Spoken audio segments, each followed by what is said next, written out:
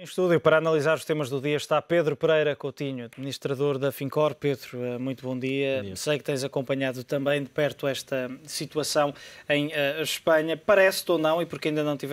tivemos a oportunidade de falar desde que se começou a aumentar as tensões e as atenções sobre Espanha, parece-te que vai haver ou não um resgate total à Espanha dentro em breve?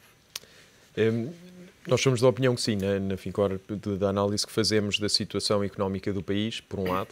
e são vários fatores que já falámos aqui, em termos da contração a nível económico, do crescimento exponencial da dívida pública, à medida que o PIB vai contraindo em termos percentuais. O desemprego tem crescido bastante e já estava em níveis muito altos antes de Espanha ter entrado neste ciclo difícil em termos financeiros e económicos. O endividamento do setor privado, que em termos do PIB é percentualmente muito alto e supera os 220%, com o aumento do incumprimento no setor privado, deixa o setor bancário muito debilitado, que já vinha a sofrer também muito com a situação do setor imobiliário no país. E, portanto, em termos económicos, é expectável que Espanha precise de ajuda, tanto para, como já foi o caso no passado, para apoiar o setor bancário, como para o próprio resolver o problema do financiamento do próprio país. Depois há outra pressão grande que surge agora para que Espanha peça um resgate total, que é o facto de a potencial ajuda em termos de dívida pública espanhola por parte da União Europeia só estar disponível, e estamos à espera dos últimos desenvolvimentos nesse aspecto, mas à partida só vai estar disponível para países que estejam sob um resgate ativo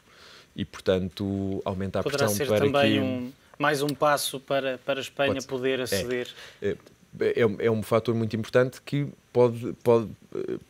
motivar o pedido de resgate por um lado, por outro lado pode fazer com que esse pedido de resgate seja por um montante mais baixo, porque separadamente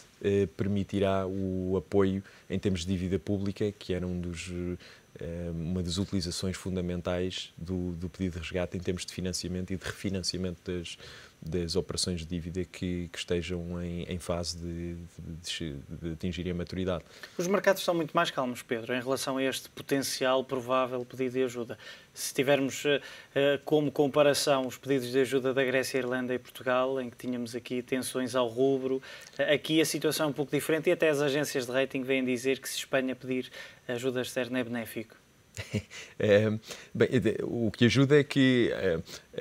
os mecanismos de apoio aos países vão se definindo e vão se aperfeiçoando. O próprio pedido de ajuda, a própria ajuda que será prestada caso se oficialize este pedido, também vai ser diferente, vai ser uma ajuda diferente daquela que foi prestada aos 3 primeiros países da zona euro. Sim, o formato tem sido diferente, até porque começou com este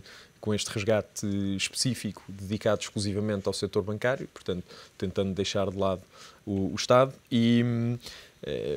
depois as consequências também vão sendo mais conhecidas e o formato em que a ajuda vai ser prestada vai sendo mais previsível e, portanto, os elementos externos a este processo vão estando mais confortáveis com o processo que vai seguir. Aqui a grande questão era se a Espanha é uma economia significativamente maior do que todas as outras que necessitaram de um resgate até agora e, portanto, a principal questão que se coloca é em termos de montantes, por um lado, para resgatar este país e depois o efeito de contágio, que à medida que mais países vão tendo que ser resgatados, vai acelerando. E temos logo ali a Itália na fila de espera e portanto, é preciso conter esse efeito de contágio. Pode ajudar muito, é um mecanismo de compra ativa de dívida por parte da União Europeia, um mecanismo central que permita manter a dívida pública em níveis sustentáveis no longo prazo. E isso ainda assim as regiões autónomas, Pedro, também vão ter aqui um papel e têm tido um papel importante no que se refere ao avanço ou não para o pedido de ajuda. Tivemos ontem a confirmação oficial da Catalunha, 5 mil milhões. Se olharmos assim apenas para este valor, não é muito, mas se começarmos a juntar apenas as 3 regiões que já pediram ajuda, Valência, Múrcia e a Catalunha, já gastam quase metade do fundo que foi criado para as 17 ou para as potenciais 17 regiões. É verdade, e as regiões autónomas têm contribuído para a necessidade do pedido de resgate, sem qualquer dúvida, e acrescentam um grau de dificuldade adicional em termos de cumprimento das metas orçamentais do país, porque é mais difícil controlar os gastos nas regiões autónomas e a implementação de medidas de controle de custos, agora que a Espanha está ativamente a implementar medidas de austeridade para conter os principais indicadores económicos e em termos de dívida. E, portanto, é sem dúvida um fator adicional no caso espanhol pela forma como o país está organizado para o controlo de gastos, de despesas e para a dinâmica de implementação de novas medidas que depois terão que produzir os seus efeitos em termos de indicadores e que se espera que com consequências mínimas para a economia que já está muito debilitada nesta fase. Falando de outra economia, a economia portuguesa, esta quinta avaliação da Troika para muitos é vista como a mais importante. Vamos ter agora uma flexibilização das metas, tal como avança hoje o Financial Times, citando algumas fontes e alguns analistas dizendo que Portugal não tem alternativa, está a fazer um bom trabalho, mas precisa mesmo de flexibilizar essas metas, senão é impossível. E enfim, dificilmente chegaremos à meta que tinha sido apresentada dos 4,5% e, portanto, só temos duas alternativas. Ou são aplicadas mais medidas de austeridade para tentar inverter ou acelerar este processo de redução do déficit, o que, na situação económica em que Portugal se encontra atualmente, traria consequências muito negativas em termos do setor empresarial, em termos do consumo e de contração do PIB. E, portanto, são medidas que queremos evitar a todo custo, tanto Portugal como a União Europeia, que claramente seria prejudicial este processo. E, portanto, a outra opção seria, de facto, flexibilizar as metas e os objetivos estabelecidos no plano de resgate para permitir aqui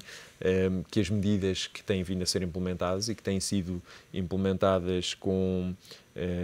algum rigor que têm satisfeito em termos de cumprimento a União Europeia e o FMI, a Troika, e portanto, dar aqui mais algum tempo a que essas medidas produzam efeito era muito importante para evitar mais danos na economia e estes danos nós sabemos que são irreparáveis e há empresas que fecham, que não voltam a ser reativadas e vão-se perdendo bons negócios, vai aumentando o desemprego e esses danos são muito difíceis depois de reparar e são muito demorados em termos de recuperação. Pedro, rapidamente e partindo para outro tema que estamos sem tempo, o encontro de Jackson Hole na próxima sexta-feira, o que é que se espera? Quais são as principais expectativas, sendo que Mário Draghi já avisou que não vai estar presente, nem sequer vai estar qualquer representante do Banco Central Europeu? O que é de facto estranhar, o Banco Central Europeu não se fazer representar neste importante encontro anual, mas em termos de Fed, aquilo que se tem vindo a esperar é um potencial anúncio de um Quantitative Easing 3. Foi no Jackson Hole, no encontro do ano passado, que Ben Bernanke anunciou o segundo e, portanto, cria-se alguma expectativa para que isso possa acontecer outra vez, até porque já houve alguns membros votantes que indicaram que talvez fosse boa ideia que isso acontecesse. Até porque os mercados começam a ficar um pouco impacientes em relação a este Quantitative Easing 3. Apesar a favor de um não anúncio, temos dois fatores. Temos os bons indicadores económicos que surgiram dos Estados Unidos nestas últimas semanas e temos o facto de, mais à frente, em setembro, termos uma reunião do Fed onde possivelmente pode ser